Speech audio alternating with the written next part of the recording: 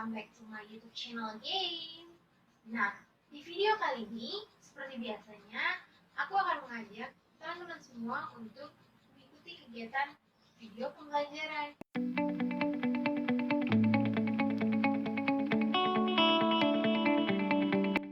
Om Swastiastu. Assalamualaikum warahmatullahi wabarakatuh. Shalom. Namo Buddhaya. Nah, sebelum masuk ke video pembelajaran kali ini, tanya kabar kalian dulu nih. Apa kabar kalian semua? Semoga kalian semua dalam keadaan yang baik-baik saja ya.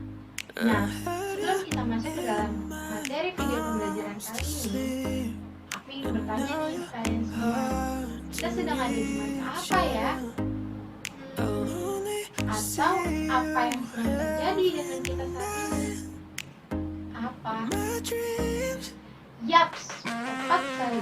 Kita sedang ada di masa di mana tatanan kehidupan berubah 180 derajat. Di mana semua kehidupan yang ada di masa sekarang ini berubah, seperti perekonomian, kehidupan sosial, agama, sosial budaya, dan lain sebagainya. Nah, perubahan itu disebut dengan masa-masa pandemi. Nah, teman-teman, pada masa pandemi ini, peran orang tua sangatlah penting, apalagi.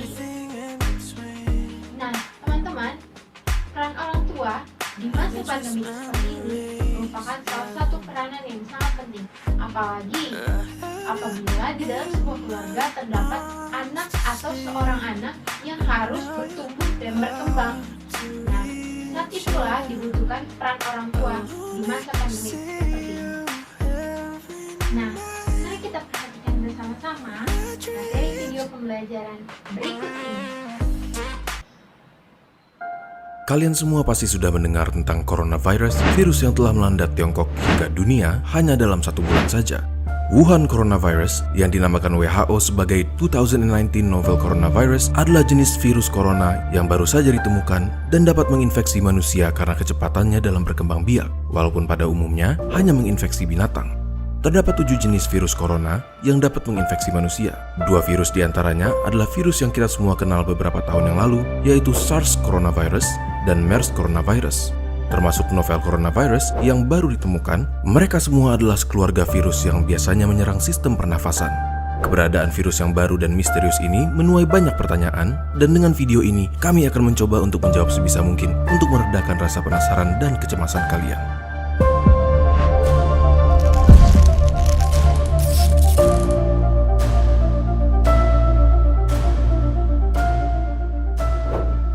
Jadi, apa sebenarnya yang dimaksud dengan sebutan 2019 novel coronavirus? Yang dimaksud dengan virus novel adalah virus yang tidak pernah diidentifikasi sebelumnya. Oleh karena itu, informasi mengenai virus ini masih sangat terbatas. Virus ini pertama diidentifikasi di kota Wuhan, Tiongkok pada Desember 2019 dan dicurigai dimulai dari sejenis kelelawar, Chinese Rufous Horseshoe Bat, yang dijual di sebuah pasar seafood dan binatang hidup yang besar. Selain dapat berpindah dari binatang ke manusia, dapat juga ditularkan dari manusia ke manusia.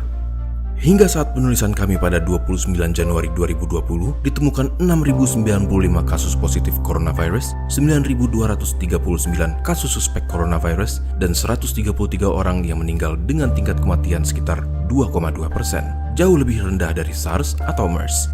Kasus virus corona sudah ditemukan di hampir semua provinsi di Cina dan di banyak negara lain. Di Indonesia sendiri, sudah ada beberapa kasus yang dicurigai infeksi virus corona, namun beberapa menunjukkan hasil lab negatif dan yang lainnya masih dalam pemeriksaan. Tetapi, hal ini tidak menutup kemungkinan bahwa sudah ada infeksi virus corona yang belum terdeteksi di Indonesia. Kenapa? Karena gejala biasanya muncul 2 hari sampai dengan 2 minggu dari paparan, dan orang yang terpapar dapat menyebarkan virus ini walaupun belum timbul gejala. Memangnya apa sih gejala dari infeksi virus corona yang baru ini? Virus corona dapat menginfeksi saluran pernafasan atas. Jika menginfeksi saluran pernafasan atas, gejala pada umumnya tampil seperti batuk pilek biasa dengan demam ringan yang akan sembuh dalam beberapa hari. Tetapi pada orang dengan sistem imun yang lemah, virus corona dapat menginfeksi saluran pernafasan bawah dan menyebabkan gejala lebih buruk seperti demam tinggi dan sesak nafas. Hingga sekarang, vaksin untuk penyakit ini belum ditemukan. Selain itu, tidak ada pengobatan khusus untuk membunuh atau mematikan virus corona, namun pada sebagian besar kasus, infeksi akan mereda dengan sendirinya dan gejala akan hilang atau dengan kata lain, self-limiting, seperti batuk flu biasa dan pasien hanya perlu obat-obatan untuk meringankan gejala. Contohnya, obat penurun panas atau antipiretik untuk demam dan obat untuk meredakan batuk pilek. Lalu, bagaimana cara untuk mencegah penyebaran virus ini? Virus corona kemungkinan besar menyebar lewat droplet orang yang terinfeksi, yang tersebar terutama ketika mereka batuk atau bersin. Oleh karena itu, jika Anda atau seseorang di dekat Anda memiliki gejala batuk pilek, demam, atau sesak nafas, terutama jika mereka baru datang dari Cina dalam 2 minggu terakhir, kalian bisa menggunakan masker surgical dan ganti sesuai kebutuhan, sekitar 3-4 kali sehari. Tutup mulut dengan tisu saat batuk atau bersin, lalu segera buang ke tempat sampah dan cuci tangan dengan sabun atau hand sanitizer antiseptik.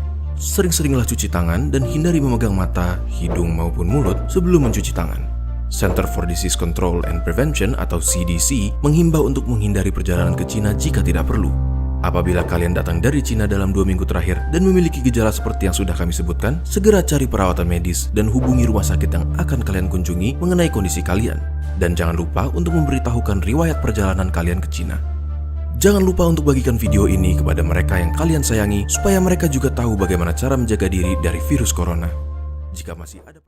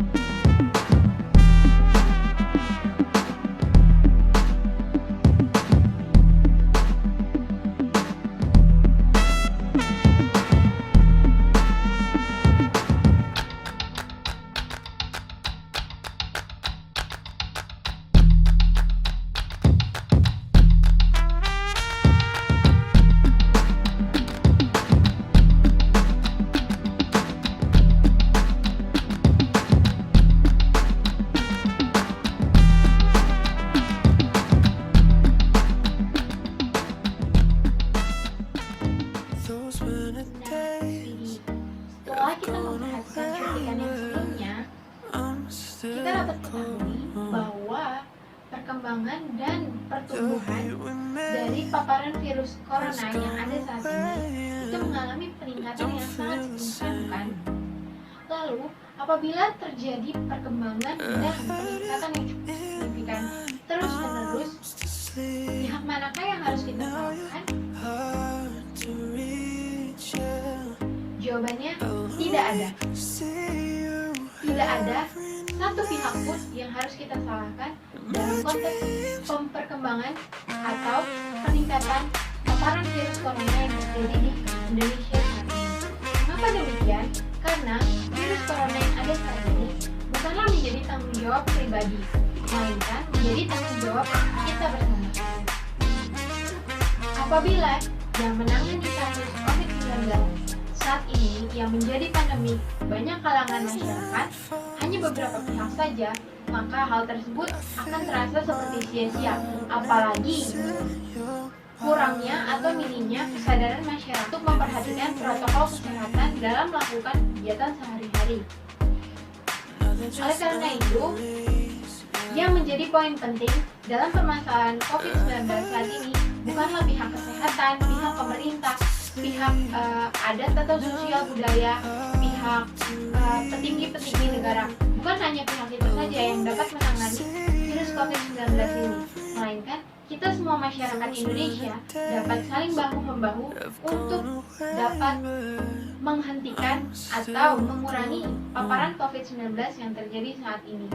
Kalau kita tidak bisa untuk menghentikan orang lain dalam melakukan penyebaran COVID-19, maka alangkah baiknya kita pribadi atau kita masing-masing yang lebih dulu untuk mematangkan pemikiran kita untuk tetap menegaskan protokol kesehatan apabila melakukan kegiatan sehari-hari. Karena apabila masyarakat, tokoh-tokoh agama, tokoh sosial, pemerintahan, pihak keamanan dan kesejahteraan juga pihak kesehatan sama-sama saling bahu-membahu untuk menangani paparan virus COVID-19 ini, maka kita akan dengan sangat yakin percaya bahwa virus COVID-19 ini akan mampu dan lepas dari negara Indonesia ini. Nah, teman-teman, setelah kita membahas tentang paparan virus COVID-19 atau COVID-19 yang terjadi saat ini, kita akan memasuki pada pembahasan peran orang tua. Peran orang tua sangatlah dibutuhkan kepada pertumbuhan dan perkembangan seorang anak. Apalagi di masa-masa pandemi seperti ini. Sudah tidak asing lagi bukan apabila orang tua memiliki peran utama atau tokoh utama dalam perkembangan juga pertumbuhan seorang anak. Nah, teman-teman, sebelum kita memasuki kepada pembahasan yang berikutnya,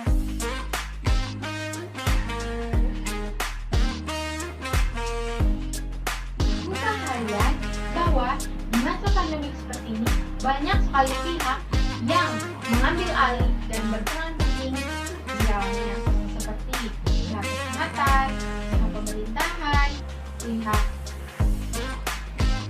keamanan, pihak kesejahteraan sosial, bahkan orang tua pun memiliki peranan yang penting. Selain orang tua, diri kita sendiri pun memiliki peran penting. Nah, teman-teman, mari kita saksikan bersama-sama cuplikan berikut ini. Semoga dengan adanya cuplikan ini, kita semua dapat mengetahui apa saja yang menjadi peranan penting orang tua dalam pendidikan anak. Di situasi pandemi saat ini, kenapa ya orang tua perlu menjadi teman belajar bagi anak? Orang dewasa butuh menyesuaikan diri di situasi sulit ini. Demikian juga dengan anak-anak. Karena itu, keluarga butuh menjadi satu tim yang kompak. Anak-anak butuh kehadiran orang tua yang dapat melindungi mereka agar tetap sehat dan selamat. Orang tua dapat mendukung, menyemangati, membimbing, mengarahkan, dan juga memastikan agar anak-anak dapat tetap tumbuh, berkembang, dan belajar di tengah situasi pandemi ini. Nah, 5 hal ini dapat Bapak Mama coba lakukan agar dapat menjadi teman belajar yang menyenangkan untuk anak di rumah.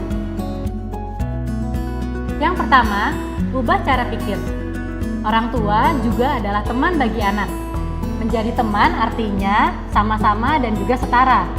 Salinglah bekerja sama, membuat kesepakatan bersama, berkomunikasi, dan juga saling terbuka satu sama lain. Yang kedua, fokuslah pada keterampilan dasar anak. Apa saja itu? Keterampilan hidup sehari-hari, keterampilan belajar, keterampilan sosial, dan juga keterampilan anak mengenali emosi dan juga mengekspresikan emosinya. Latihlah anak untuk mengatur tugas-tugas mereka dengan penuh tanggung jawab dan juga mandiri sesuai dengan usia mereka. Yang ketiga, orang tua sebagai pelindung keselamatan bagi anak-anak. Jadilah teman bicara tentang kesehatan sesuai dengan bahasa yang mudah mereka mengerti, agar anak semangat untuk menjaga kesehatan mereka dan keselamatan mereka di tengah pandemi ini. Yang keempat, menyenangkan dan nikmatilah. Ciptakan suasana yang menyenangkan untuk Bapak, Mama, dan juga anak-anak di rumah. Bisa bermain, bisa berolahraga bersama, ataupun melakukan hobi bersama-sama di rumah. Ingat, kesempatan bersama dengan keluarga di rumah adalah suatu hal yang sangat berharga. Terakhir, konsisten. Sekalipun Bapak Mama sibuk, usahakanlah untuk tetap punya waktu dengan anak di rumah setiap hari. Bisa dengan berdoa atau ngobrol-ngobrol setiap malam sebelum tidur meskipun hanya sebentar. Nah, Bapak Mama sekalian, demikian tips kita kali ini. Tetap semangat untuk menjadi pelindung dan juga teman bagi anak-anak kita.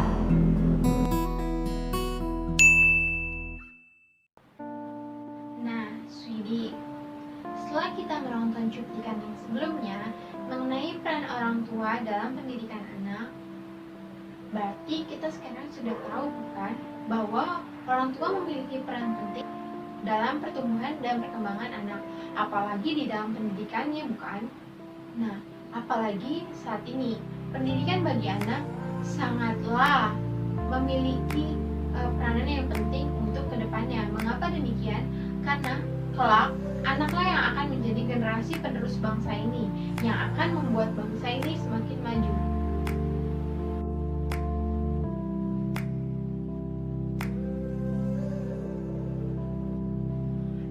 Dorongan orang tua yang terlibat lebih dalam pendidikan anak saat ini semakin gencar dilakukan oleh Kementerian Pendidikan dan Kebudayaan Republik Indonesia, yang saat ini juga memiliki Direktorat Pembinaan Pendidikan Keluarga.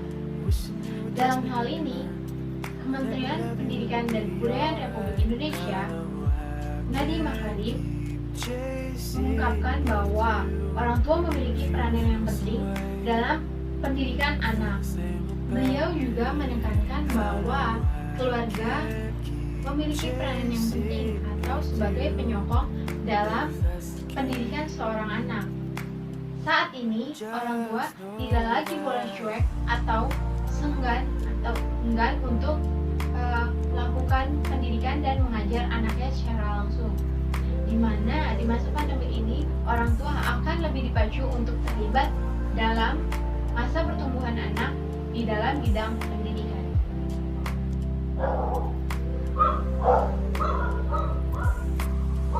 Pakar pendidikan Bukit Setiawan dalam bukunya Anak Bukan Kertas Kosong menuliskan 3 pemikiran Ki Hajar Dewantara, yang salah satunya adalah pentingnya peran keluarga dalam pendidikan. Keluarga adalah pusat pendidikan. Orang tua mungkin bisa mendelegasikan pengajaran kepada kaum ahli, tetapi pendidikan anak tetaplah menjadi tanggung jawab orang tua. Peran orang tua tidak tergantikan oleh sekolah, lembaga pendidikan, ataupun lembaga bakat. Bukit mengingatkan kita pada tulisan Ki Hajar Dewantara yang mengatakan pokok pendidikan harus terletak di dalam pangkuan ibu bapak, karena hanya 2 orang inilah yang dapat berhamba pada murninya dan seikhlas-ikhlasnya. Karena kedua orang inilah yang dapat memberikan pendidikan secara tulus, semurni-murninya, tanpa ada balasan. Sebab cinta kasih yang diberikan oleh orang tua kepada anaknya merupakan bagian dari cinta kasih yang tidak terbatas.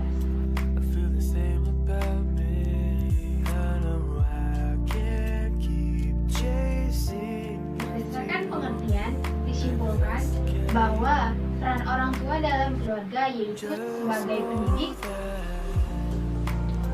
pelindung, pengasuh, dan pemberi contoh. Selain peran yang harus dilakukan oleh orang tua untuk anak-anaknya, orang tua juga harus memahami fungsi dari keluarga.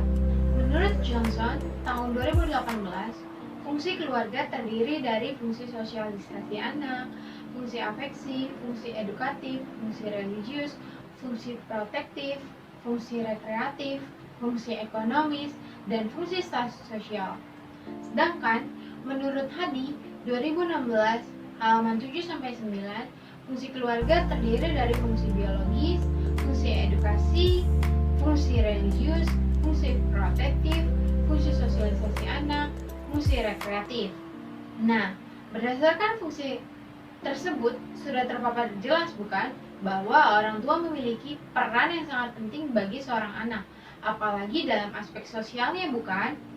Sebelum kita pahami lebih lanjut dan lebih jelasnya lagi tentang peran orang tua dalam aspek sosial masyarakat seorang anak, yuk langsung saja kita simak cuplikan berikut ini. Anda masih bersama kami. Awasi pergaulan putra-putri Anda dalam menggunakan media sosial. Benar sekali, pasalnya kasus kekerasan pada anak di medsos jumlahnya ini terus mengalami peningkatan. Betul sekali, dan ajarkan anak untuk bijak dan selalu mawas diri bergaul di dunia maya.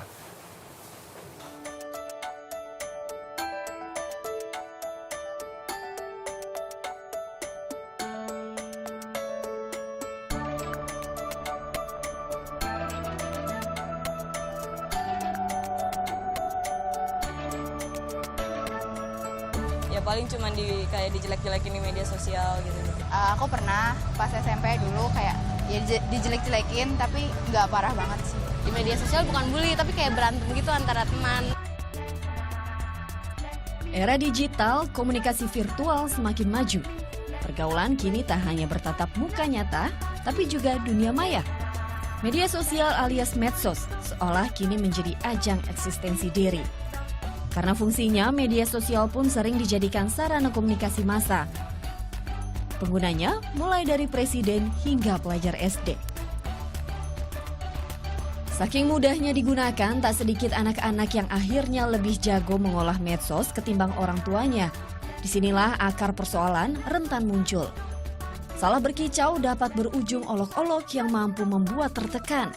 Di beberapa kasus, tak sedikit pula korban kejahatan bermula dari media sosial. Fenomena yang dahulu terjadi di dunia nyata kini kerap terjadi di dunia maya. Misalnya melalui bully-bully internet atau yang biasa disebut dengan cyberbully. Masalahnya adalah bully di media sosial bisa terdapat bukti digital yang bisa disimpan dalam jangka waktu lama dan juga diketahui oleh orang banyak. Masalahnya terletak pada trauma yang berkepanjangan bagi anak-anak.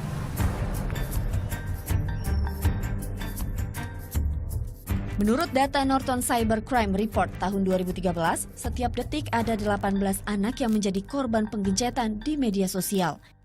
Itu berarti ada 1,5 juta anak dirisak per hari. Angka ini termasuk anak-anak korban risak di Indonesia. Salah satunya seperti yang menimpa Amanda Todd. Gadis 15 tahun asal Kanada tersebut nekat mengakhiri hidup lantaran diolok-olok di dunia maya. Data Komisi Perlindungan Anak Indonesia menyatakan kekerasan anak di media sosial meningkat dari tahun ke tahun. Sepanjang 2014, perisakan anak di medsos ada 322 kasus. Jumlah ini lebih tinggi 100 kasus daripada 2011 silam. Bahkan ada pula korban bujuk rayu di media sosial yang berujung penculikan hingga kekerasan seksual. Para korban pun umumnya trauma berat, sedangkan keluarga semakin menutup diri. Pada saat mereka ingin ditanya kembali, jangankan ditanya sama orang lain yang tidak tahu asal muasal. Pada saat ditanya oleh kami pun, karena mereka melapor ke kami, mereka pun juga sangat berhati-hati. Pertama adalah mengingatkan kembali kepada memori yang buruk tersebut. Yang kedua, mereka tidak mau mengingat tadi hal-hal yang buruk, karena mereka akhirnya depresi lagi. Pengelola media sosial sebenarnya membatasi usia minimum penggunanya. Pada tahapan usia tertentu, seseorang dianggap telah mampu berpikir rasional. Kita pakai ukuran internasional saja, semua media sosial mengatakan bahwa mereka yang berumur 13 tahun baru boleh menggunakan media sosial, membuka akun di Facebook, Twitter, Instagram, dan lain-lain. Itu patokan internasional. Di Indonesia, menurutku umur itu umur yang paling minim. Ya, saya malah menyarankan sebaiknya ketika sudah 17 tahun aja. Sayangnya masih banyak anak di bawah umur yang memalsukan data dirinya dalam membuat akun jejaring sosial. Untuk menghindari tindak kejahatan di dunia maya, maka orang tua perlu memantau langsung media sosial anak. Salah satu cara adalah berteman dengan anak di jejaring sosialnya. Namun tak semua anak mau terbuka mengenai kehidupan sosialnya kepada orang tua mereka. Ya kalau misalnya lagi ngapa-ngapain kan mama jadi lihat, jadi nggak enak aja gitu nanti diinterogasi segala macem. Apa ya, aku emang modelnya yang udah deket gitu sama orang tua sih, jadi gimana-gimana aku selalu cerita sama orang tua. Kalau saya berteman di Facebook sama orang tua karena saya merasa ada ikatan keluarga gitu.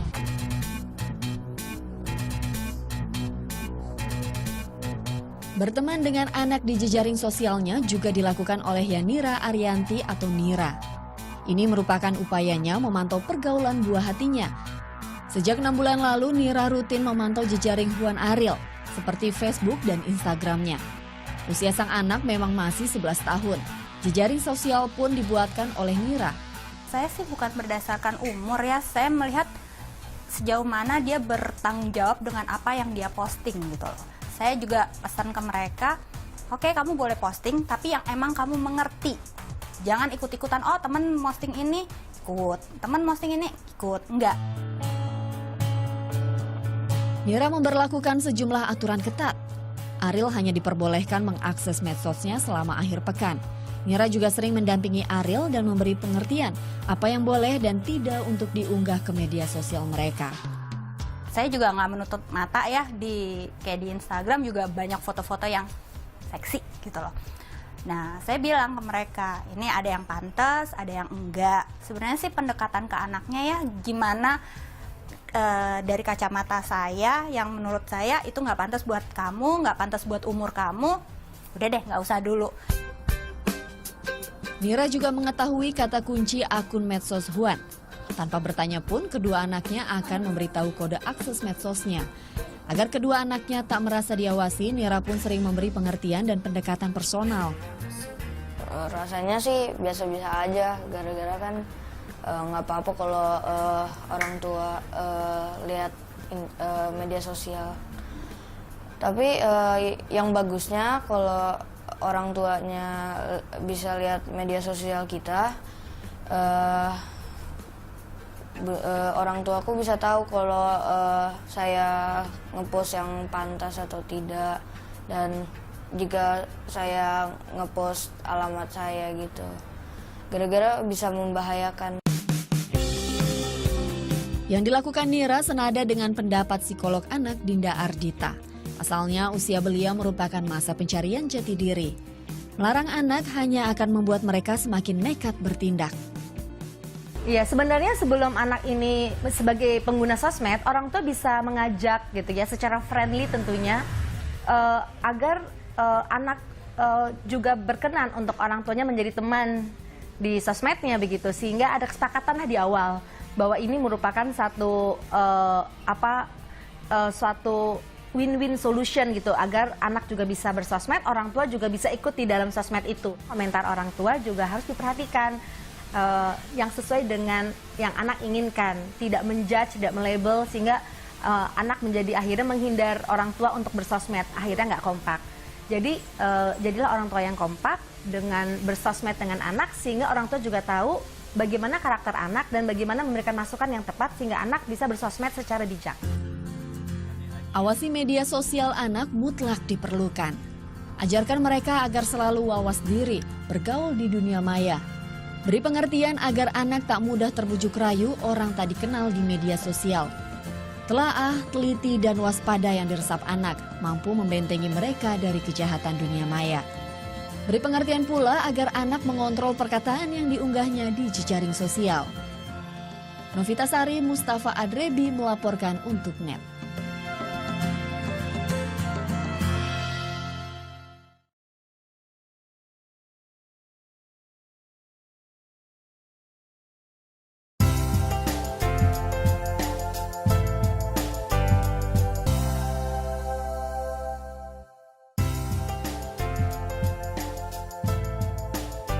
Salam di dalam kasih Yesus Kristus. Para pemirsa, jika Anda mempunyai lebih dari satu anak di dalam keluarga, pasti Anda setuju dengan saya yang mengatakan adalah satu sukacita yang besar saat kita melihat anak-anak kita bermain dengan rukun, dengan penuh cinta kasih antara satu dengan yang lainnya. Saat kita melihat kakak memperhatikan adik-adiknya, saat anak-anak semua saling menolong dan menjaga satu dengan lainnya tanpa disuruh. Saat mereka berbicara dengan manis dan ramah satu dengan yang lainnya. Situasi-situasi seperti ini adalah mungkin untuk terjadi dalam keluarga kita. Tapi realitanya memang hubungan kakak adik seperti ini tidak terjadi secara otomatis. Perlu waktu, perlu bimbingan dari kita sebagai orang tua. Perlu didikan yang konsisten juga dari kita. Dalam hal mendidik anak untuk supaya mereka lebih mengasihi dan lebih memperhatikan, memang ada 5 pemikiran, 5 prinsip yang kami sering sharingkan kepada mereka.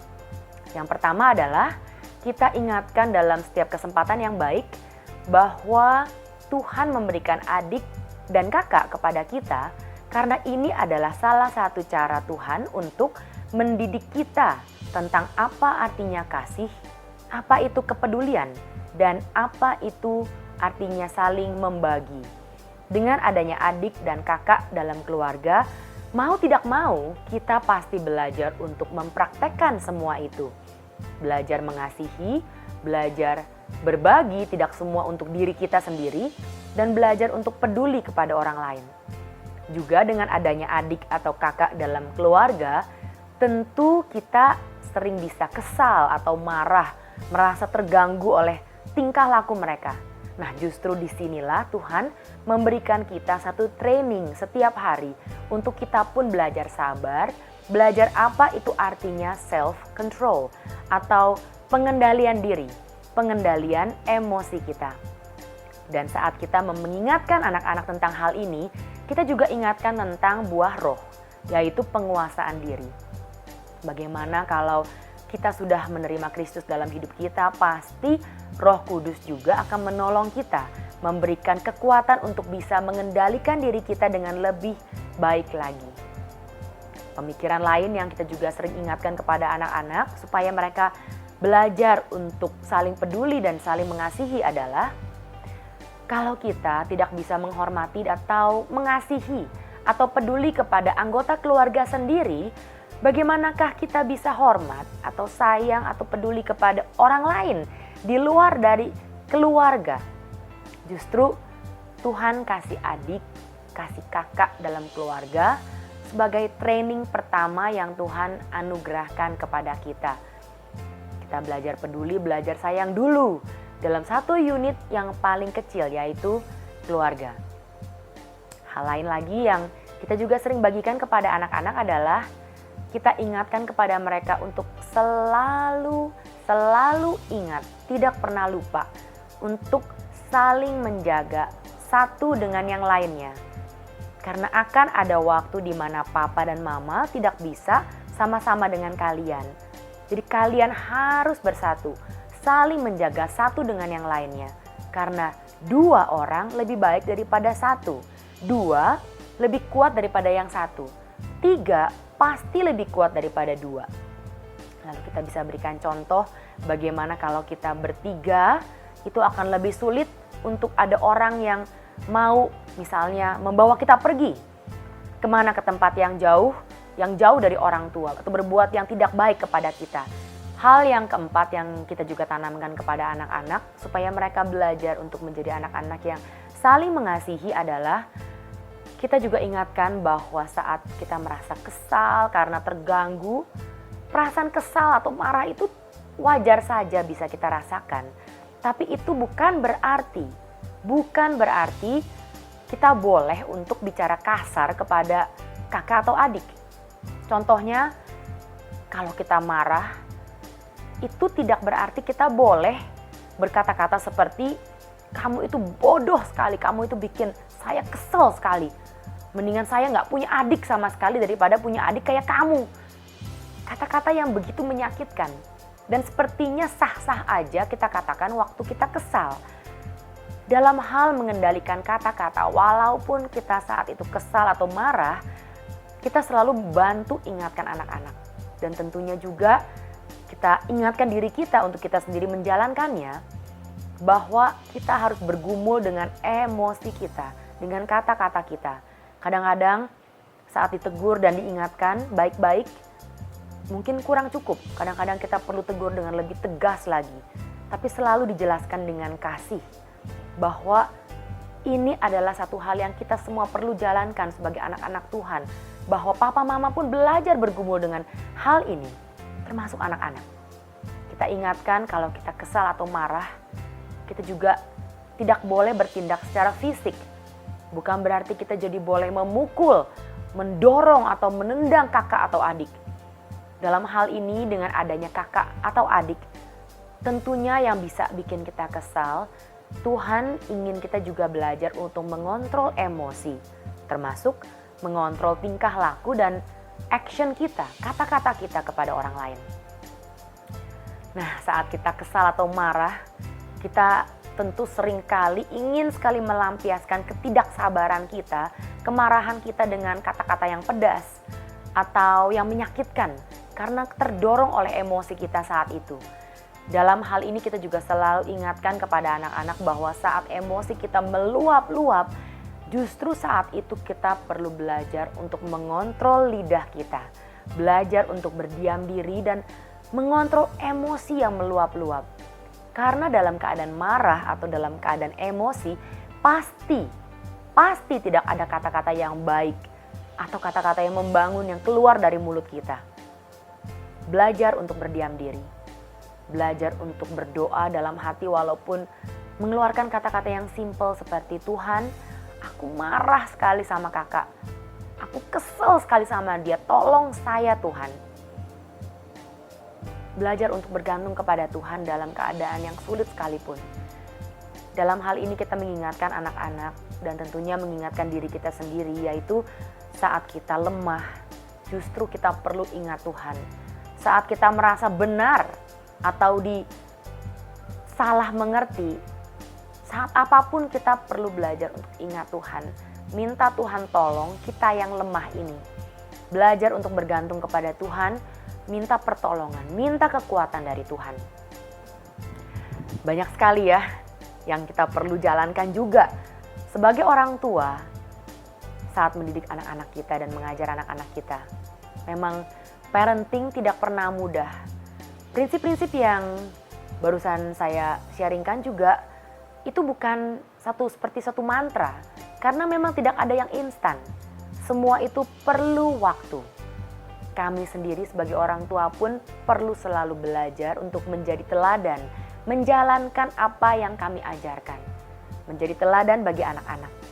Sebagai orang tua, kami sendiri pun seperti diingatkan saat kami mengajarkan anak-anak, kami pun diingatkan untuk kami pun perlu bergantung kepada Tuhan dalam menjalankan kehidupan kita sehari-hari.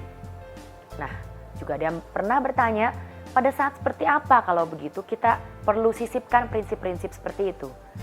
Kami sisipkan 1-2 prinsip saat anak-anak lagi bertengkar, saat kita menjelaskan atau menegur mereka. Saat sedang keadaan baik, mereka bermain dengan rukun, kami pun bisa mungkin mengatakan 1-2 kalimat yang mengingatkan mereka tentang berkat Tuhan yang besar yang telah memberikan mereka seorang adik atau seorang kakak dalam keluarga. Sekali lagi, tidak ada yang mengatakan bahwa parenting itu mudah. Dan walaupun seringkali kita inginnya melihat satu hasil yang instan, yang lebih cepat, tidak ada yang instan. Semua perlu waktu dan semua perlu bergumul. Sebagai orang tua pun kami sendiri terus diingatkan untuk bertumbuh dalam iman, dalam perubahan hidup, sehingga kita pun semakin serupa dengan Yesus Kristus. Ingin saya ingatkan kepada para pemirsa bahwa sebagai orang tua kita perlu selalu sadar bahwa kita sendiri pun lemah. Kita masih perlu banyak belajar, kita perlu bergantung kepada Tuhan setiap saat.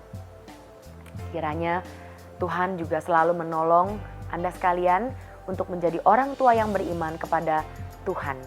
Orang tua yang mendidik anak-anak di dalam Tuhan. Sekian untuk saat ini. Sampai berjumpa lagi di klip selanjutnya, Parenting Tips and Thoughts bersama dengan saya, Leonie. Tuhan memberikan kekuatan kepada Anda sekalian, Tuhan memberkati.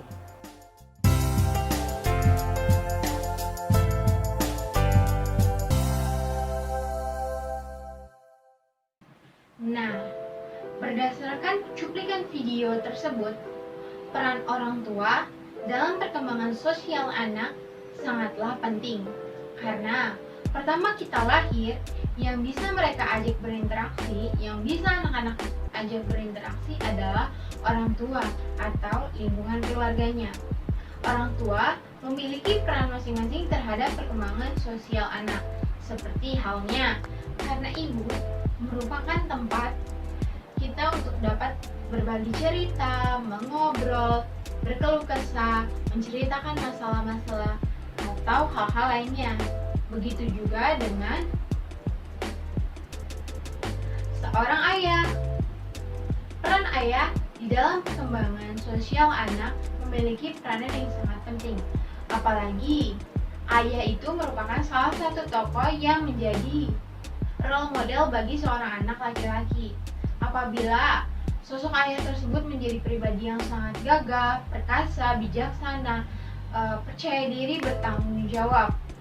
Nah, maka anak tersebut akan lebih condong untuk meniru atau memperhatikan gerak-gerik ayahnya seperti apakah yang dapat ia tiru, sehingga kelak ia akan memiliki keluarga yang sejahtera. Nah, lain halnya apabila kedua peran tersebut tidak memiliki keterikatan atau memberikan contoh yang baik kepada anaknya, maka anak tersebut akan kesulitan untuk mengetahui apa yang menjadi peran dari seorang ibu dan apa yang menjadi peran dari seorang ayah. Apalagi ayah dan ibu menjadi salah satu role model anak dalam masa pertumbuhan dan perkembangannya di masa-masa pandemik saat ini. Kita bisa ambil contoh teman-teman. Apabila ada seorang anak yang dibesarkan oleh keadaan orang tua yang selalu bertengkar, atau selalu marah, atau selalu membahas konflik-konflik lainnya di dalam keluarga dan dilihat oleh anak-anaknya, maka kemungkinan terbesarnya adalah anak tersebut akan kesulitan untuk mengalami pertumbuhan dan perkembangan yang baik atau bisa dikatakan normal, karena berdasarkan lingkungan keluarganya saja sudah mengalami tekanan-tekanan melalui pertengkaran yang dilakukan oleh ayah dan ibu dari keluarga tersebut. Lain halnya apabila seorang anak yang lahir dan dibesarkan oleh kedua orang tua yang memiliki pekerjaan sungguh banyak, memiliki pekerjaan sangat banyak, memiliki aktivitas yang sangat rumit, dan kegiatan-kegiatan yang sangat sulit dilakukan, namun tetap menyediakan waktu bagi anak-anaknya, maka anak tersebut akan semakin giat dan akan semakin bersemangat apabila mereka mengetahui bahwa orang tuanya tetap memberikan waktu khusus untuk mengajak dan memperhatikan cara tumbuh dan kembangnya anak tersebut. Dan didikan dari orang tua yang berbeda ini akan mempengaruhi sikap sosial anak kepada masyarakat kelak. Mengapa demikian? Apabila di dalam lingkungan keluarga saja seorang anak kesulitan untuk mendapatkan rasa kasih sayang, mendapatkan cinta kasih, mendapatkan perhatian, maka sudah otomatis ia akan mencarikan atau mencari rasa kasih sayang atau cinta kasih itu melalui lingkungan sekitarnya dengan melakukan hal-hal mungkin yang tidak baik atau mencoba hal-hal buruk seperti narkoba, seks, dan lain sebagainya. Nah, oleh sebab itu alangkah baiknya apabila orang tua saat ini di masa pandemik ini sama-sama bekerja sama untuk memperhatikan dan menjaga, ikut turut bekerja sama dalam pertumbuhan dan perkembangan sosial anak.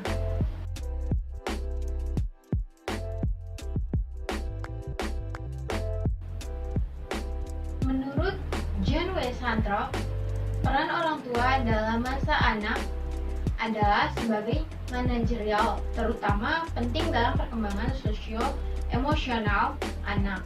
Sebagai manajer, orang tua boleh mengatur kesempatan anak untuk melakukan kontak sosial dengan teman sebayanya, dengan teman-teman sebayanya, atau dengan orang dewasa. Selain itu, aspek penting lainnya dari peran manajerial adalah pemantauan efektif atas anak. Dari pendapat sebelumnya, dijelas bahwa peran orang tua sangatlah penting bagi anak. Di samping itu, orang tua dianggap oleh anak sebagai orang yang paling berkuasa dalam lingkungan keluarga. Untuk itu, sehubungan dengan ini, Dr. Andes Mansur MA mengungkapkan, keluarga merupakan institusi yang kali bagi anak dalam mendapatkan pendidikan dari orang tuanya. Jadi, keluarga memiliki peran yang penting dalam pembentukan keberagaman anak. Oleh karena itu, keluarga harus memberi pendidikan atau mengajar anak tentang nilai-nilai agama. Nah, agar kita mengetahui secara jelas apa saja yang menjadi peran orang tua dalam aspek keagamaan seorang anak, yuk mari kita sama-sama langsung saja simak video cuplikan berikut ini.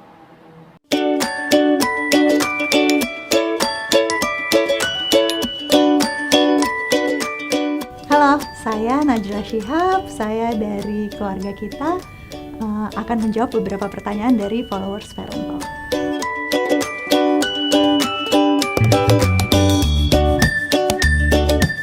Usia ya, lahir dengan kesadaran bahwa ada Tuhan atau kekuatan yang lebih dari supranatural, kekuatan yang maha kuasa yang lebih dari dirinya, yang sebetulnya jadi bagian dari tujuan hidupnya. Karena itu kalau di Islam anak lahir itu diazanin gitu ya, bahkan hak-hak anak itu sudah ada gitu ya, perintah Tuhan dan kewajiban kepada orang tua itu sudah ada sebelum anaknya lahir di dunia kan. Gimana memilih pasangan yang baik, gimana ibu menjaga kehamilannya, gimana memilih nama yang baik untuk anak kita, itu sebetulnya sudah relasi anak dengan Tuhannya sejak awal. Nah, tapi memang pertanyaan tentang Tuhan sendiri, Tuhan itu apa, Tuhan itu siapa gitu ya, Tuhan itu ada di mana, itu biasanya baru muncul di usia sekitar 3 tahunan gitu kan. Nah, ya kok pakai mukena gitu ya, misalnya kok kita kalau hari Minggu ke gereja, kenapa kita rame-rame sembahyang ke pura, apapun pertanyaannya itu pasti anak kemudian akan bertanya kenapa sih kita harus melakukan itu. Pertanyaan yang sering muncul juga, terus Tuhan tuh bentuknya kayak apa? Tuhan tuh laki-laki atau perempuan? Tuhan itu tinggalnya di mana? Nah, ini yang kita harus ngebantu anak, terutama kalau dia balita, karena kan dia pemikirannya masih konkret banget kan, untuk membantu membuat konsep Tuhan itu jadi konsep yang sedekat mungkin dengan kehidupannya dia sehari-hari. Karena kalau orang tanya Tuhan laki-laki atau perempuan, terus dia bilang Tuhan tuh bukan laki-laki dan bukan perempuan. Jadi Tuhan tuh apa gitu? Itu kadang-kadang kan jadi sulit sekali. Nah, di sini 2 sih tipsnya, membuat jadi dekat dengan kehidupan sehari-hari. Jadi Tuhan itu ada di mana ya? Tuhan itu bisa lihat kamu dimanapun gitu kan. Tuhan itu terlihat dari semua kebaikan yang kita lakukan.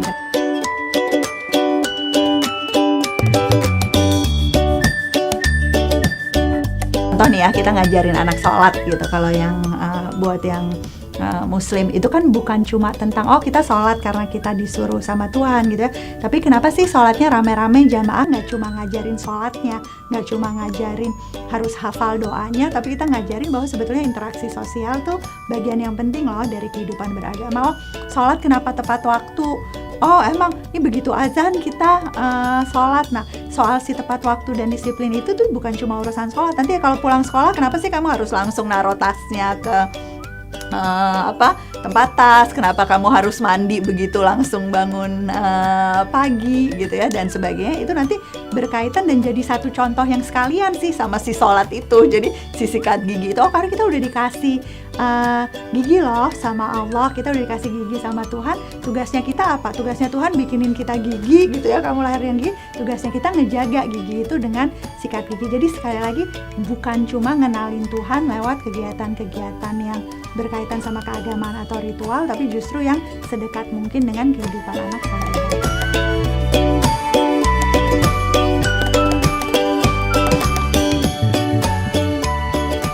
Anak-anak kita kan tumbuh dalam lingkungan yang beragam ya. Pertanyaan tentang perbedaan tuh pasti muncul sih, pasti muncul. Dan kalaupun kita mau hindari, tidak seharusnya dihindari, karena kalau kita kemudian menghindari pertanyaan-pertanyaan tentang itu, pada akhirnya anak akan mencari cara lain untuk menjawab pertanyaannya. Nah, di satu sisi kita juga harus paham bahwa observasi anak terhadap perbedaan tuh bukan hal yang negatif sama sekali gitu. Jadi kalau dia tanya, kenapa dia Muslim, kenapa aku Kristen, atau kenapa dia Hindu, kenapa aku Buddha dan sebagainya, itu bukan pertanyaan yang loaded, bukan pertanyaan yang mempertanyakan apakah dia benar atau salah. Beda cara berpikir anak dengan cara berpikir kita yang orang dewasa. Nah, jadi pada saat ngejawabnya, jangan sampai jawaban kita itu kemudian jawaban yang memisahkan antara kelompok kita dengan kelompok yang lain. Kalau anak menanyakan tentang perbedaan tertentu, justru yang pertama kita jawab tuh harusnya fokus ke persamaannya.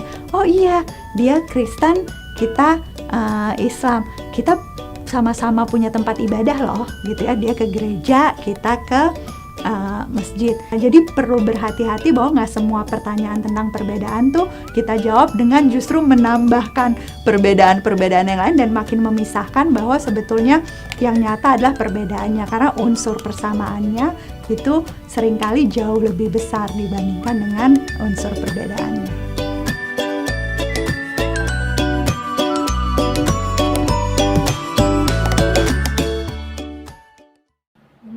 Setelah kita bersama-sama menyaksikan cuplikan video tadi, kita mengetahui bahwa fungsi agama mendorong untuk dikembangkan dalam keluarga dan seluruh anggotanya agar menjadi insan yang penuh keimanan dan ketakwaan kepada Tuhan Yang Maha Esa.